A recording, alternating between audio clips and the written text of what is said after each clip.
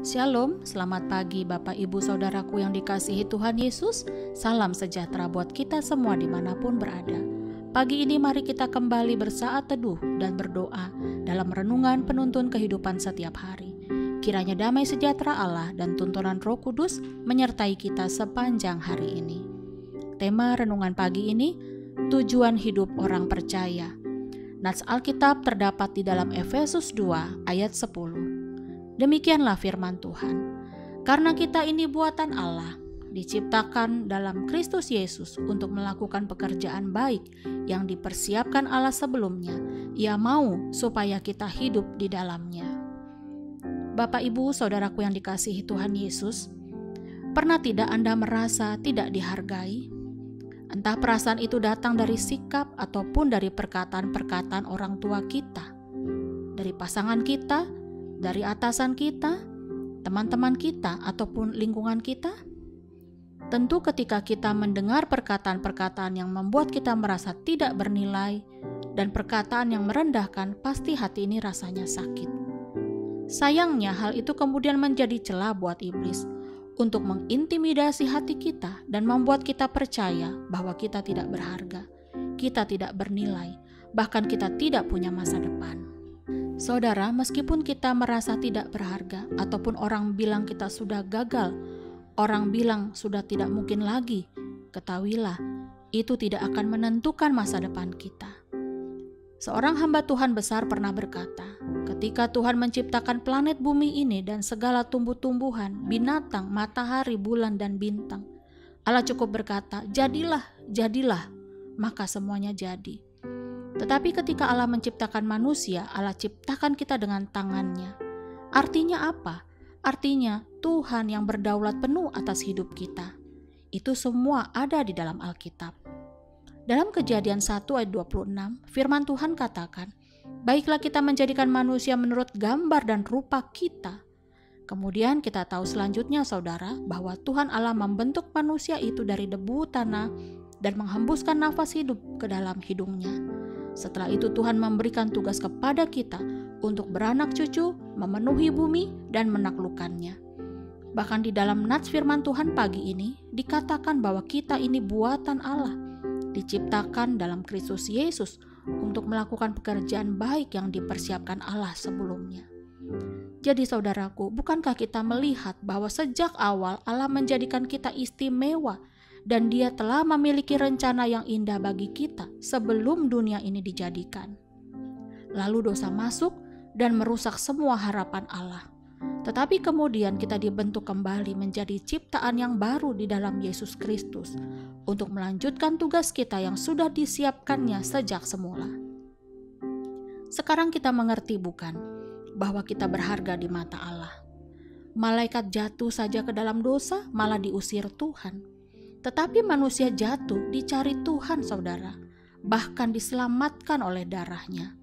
Sekali lagi, bukankah kita berharga? Mungkin kita telah berkali-kali gagal dalam banyak perkara. Mungkin kita sering lemah, sering jatuh, sering tidak percaya, suka mengandalkan kekuatan sendiri, dan lain sebagainya. Tetapi ketahuilah bahwa semua kelemahan kita tidak bisa menggagalkan rencana Tuhan buat kita. Asalkan kita tahu kita disertai Tuhan. Itulah mengapa rencana Allah untuk masa depan Abraham tidak gagal. Meskipun Abraham berasal dari latar belakang keluarga yang menyembah berhala, meskipun Abraham mengambil Hagar supaya mendapatkan keturunan, tetapi Alkitab mencatat Abraham tetap mendapatkan keturunan dari Sarah istrinya, dan ia disebut bapa orang beriman dan menjadi bapa segala bangsa. Demikian pula Daud. Kita tahu dari Alkitab bahwa Daud pernah berzina dengan Batsyeba, dan ketika Batsyeba mengandung anak Daud, Daud melakukan rencana pembunuhan atas Uria, suami dari Batsyeba. Tetapi pada akhirnya Allah mengampuni Daud oleh karena Daud menyesal dan bertobat, sebab ia telah menerima teguran Allah dengan merendahkan hati. Dan Alkitab mencatat, Daud adalah orang yang berkenan di hati Allah. Saudaraku, sudahkah kita menemukan tujuan Tuhan dalam hidup kita? Mari kita perhatikan dengan baik. Untuk menemukan tujuan Tuhan dalam hidup kita harus kembali melihat kepada firman. Sehingga dari firman Tuhanlah kita mengetahui ada 5 hal yang menjadi tujuan Allah dalam hidup kita. Yang pertama, kita diciptakan untuk menjadi penyembah Dia. Saudaraku, satu hal yang tidak bisa dilakukan Allah adalah menyembah dirinya sendiri. Ketika kita menyembah Allah, berarti kita menyenangkan hatinya, kita memuliakan namanya. Yang kedua, kita diciptakan supaya kita menjadi keluarga. Allah menjadi Bapa dan kita adalah anak-anaknya.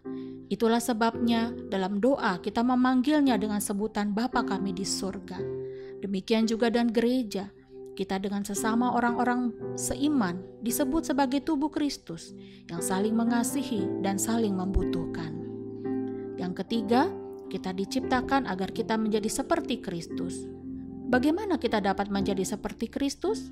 1 Yohanes 2 ayat 6 berkata, "Barang siapa mengatakan bahwa ia ada di dalam Dia, ia wajib hidup sama seperti Kristus telah hidup."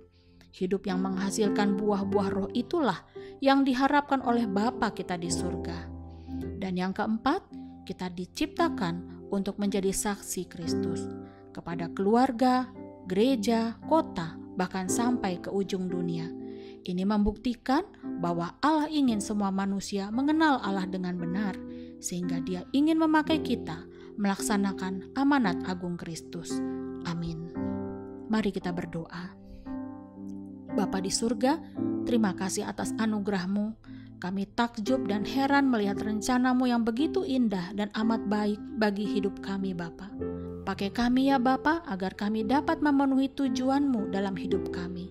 Engkau saja yang semakin besar dan kami semakin kecil. Kami berdoa di dalam nama Tuhan Yesus, Allah kami yang hidup. Amin. Kiranya berkat yang sempurna dari Allah Bapa, kasih karunia dari Tuhan Yesus Kristus dan persekutuan yang indah dengan Roh Kudus menyertai kita dari sekarang ini dan sampai selama-lamanya. Maju terus dalam tuntunan Tuhan saudaraku, tetaplah semangat, sampai jumpa esok hari di penuntun kehidupan setiap hari, dan Tuhan Yesus memberkati.